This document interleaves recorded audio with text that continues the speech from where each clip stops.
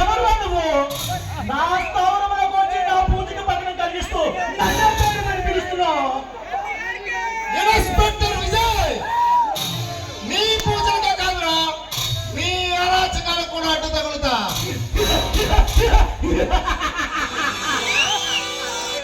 Mister Vijay, దారి తప్పి వచ్చినట్లున్నా? దారి తెలుసుకొని వచ్చా. అయితే ఇప్పటి వరకు నా అవసరం రాజకీయ దగ్గరగా వచ్చింది అనుకున్నాను. ఇక నుండి మీ పోలీసులు కూడా నా అవసరం వచ్చిందన్నమాట. నేను వచ్చింది సహాయం కోసం కాదురా,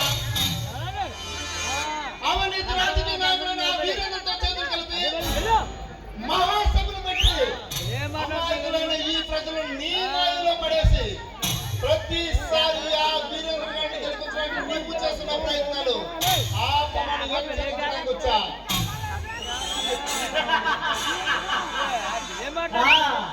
అసలు ఇదంతా నీకే తెలిసింది. చదువు సంఖ్యలో నీకే ఎన్ని తెలివితేటలుంటే గొప్ప గొప్ప చదువులు చదువుకొని ఇన్స్పెక్టర్ నాకెన్ని తెలివితేటలు ఉండాలరా. అయినా నీ గురించే కాదు, నీ చరిత్ర మొత్తం నాకు తెలుసు. నీ అసలు పేరు సర్దార్. 100 సంవత్సరాల క్రితం ఈ జనం నుండి దూరంగా పారిపోయి ఎక్కడో కొండలో క్షుద్ర పూజలు చేసుకుంటూ ఆత్రాగా అవతారం ఎత్తావు. ఇక తెలియాల్సిందల్లా ఒక్కటే, నువ్వు ఇదంతా దేనికి చేస్తున్నావు, ఎవరి కోసం చేస్తున్నావు త్వరలోనే తెలుసుకుంటా. అది తెలిసిన రోజే నిన్ను కట్టకట్టాల వెనక్కి పంపించి నిన్ను ఊరికమ్మ ఎక్కిస్తా. నాకు ఊరా, నాకు ఊరా.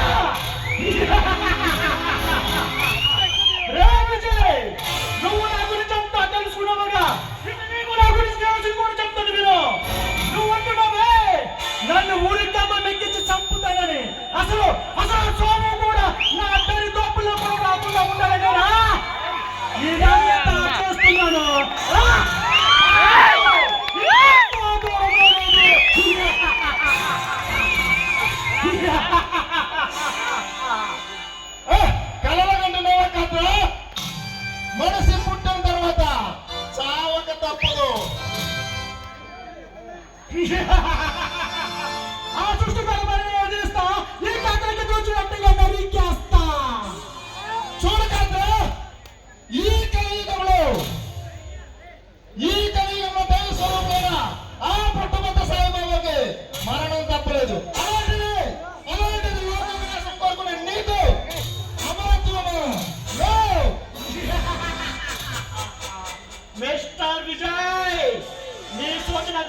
కాదు.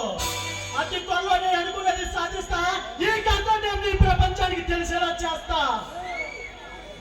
అలాగైతే ఈ లోపు నువ్వు నీ తత్తులు చేస్తున్న ఆలోచనలు ఈ ప్రజల ముందు పెట్టా. అప్పుడు ఈ ప్రజలే నీ పాలిట యమకింకరులు అవుతారు. ఈ పిచ్చి జన్మ నన్ను అంతం చేసేది.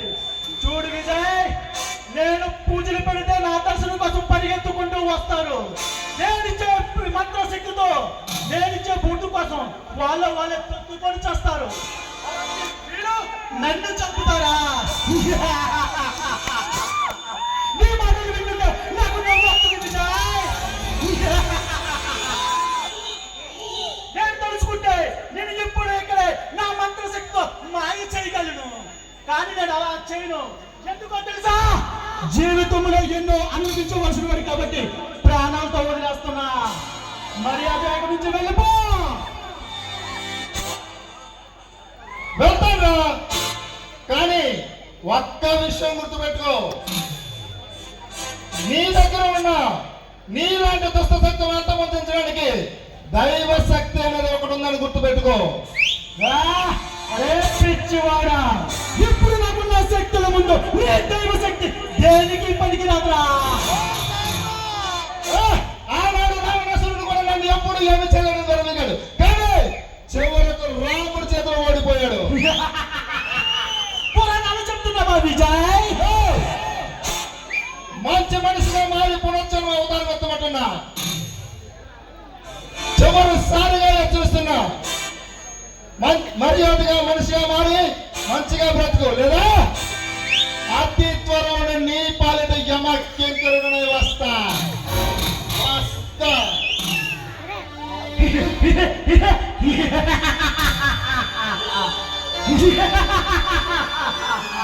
అరే కుర్ర కుంక, ఈ కాంత విశ్వరూపం తెలియక అలా మాట్లాడుతున్నావురా?